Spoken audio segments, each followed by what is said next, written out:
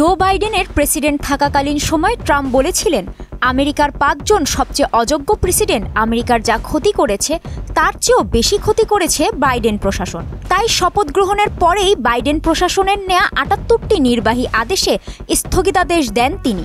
Biden প্রশাসনের আমলে নিয়োগপ্রাপ্ত প্রায় সব বিচারককেও বরখাস্ত করেছেন তিনি। আবার সরকারি কর্মচারীদের জোরপূর্বক অবসরেও পাঠিয়েছেন ট্রাম্প।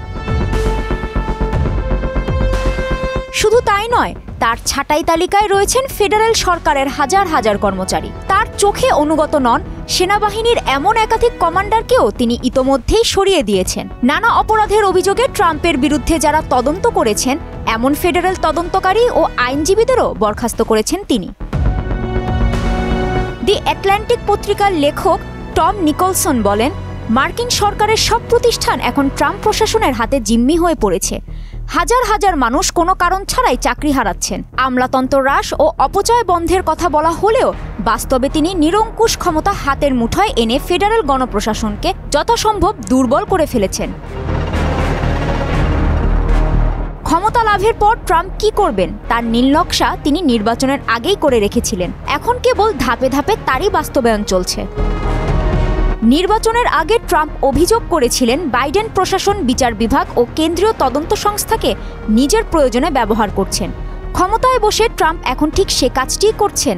নিজ ইচ্ছামতো আইন বিভাগের 2 প্রধানকে নিয়োগ দেয়া, কোনো কারণ ছাড়াই বিভাগীয় নিরীক্ষকদের নিয়োগ বাতিল করা এরই প্রমাণ। ট্রাম্পের আরেকটি নির্বাহী আদেশের মাধ্যমে বিপুল সংখ্যক ফেডারেল কর্মসূচির জন্য বরাদ্দ অর্থ বাতিল করা হয়েছে। কংগ্রেস কর্তৃক বরাদ্দ করা এই অর্থ বাতিলের অধিকার ট্রাম্পের নেই। তবে ব্যয় সংকোচনের অজুহাত দেখিয়ে অর্থ বরাদ্দ বাতিল করেছেন ট্রাম্প। সমালোচকেরা বলছেন, ট্রাম্পের এজেন্ডার বাইরে এমন কর্মসূচি ও তার প্রতি অনুগত নন এমন কর্মচারীদের বিদায় করাই তার আসল লক্ষ্য। বিশ্লেষকরা বলছেন, সুপ্রিম কোর্টও যদি কোনো বিষয় আপত্তি করেন তা সত্ত্বেও ট্রাম্প জাতীয় স্বার্থের যুক্তি দেখিয়ে সে সিদ্ধান্তকে অগ্রাহ্য করতে পারেন। টিকটক নিষিদ্ধ করার ব্যাপারে সুপ্রিম কোর্টের সিদ্ধান্ত অগ্রাহ্য করা তারই প্রমাণ। আমেরিকা ফার্স্ট নীতিতে বিভিন্ন আগ্রাসী সিদ্ধান্ত নেন ট্রাম্প। আমদানিতে বিভিন্ন পণ্যের উপর শুল্ক আরোপ আমেরিকার বাজারের মূল্যস্ফীতিকে বৃদ্ধি করবে তাতে কোনো সন্দেহ নেই। নির্বাচনের আগে অর্থনৈতিক পরিস্থিতি পাল্টানোর প্রতিশ্রুতি দিলেও বাস্তবতা পুরোই ভিন্ন। এসব কারণে ট্রাম্পের অনুসারীদের মধ্যে আস্থা কমেছে।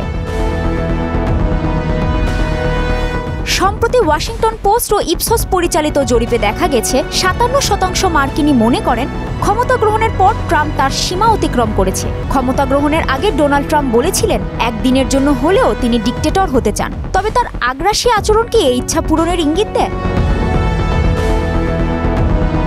কাজী শাহরিন, মোহনা ডিজিটাল।